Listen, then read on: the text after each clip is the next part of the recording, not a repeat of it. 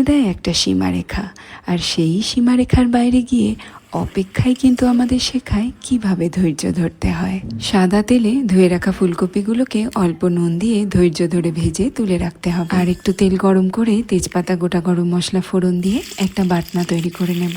জিরে, ধনে, গোটা গোলমরিচ, আদা, কাঁচা লঙ্কা সামান্য জল দিয়ে একদম মিহি করে বেটে নিতে হবে।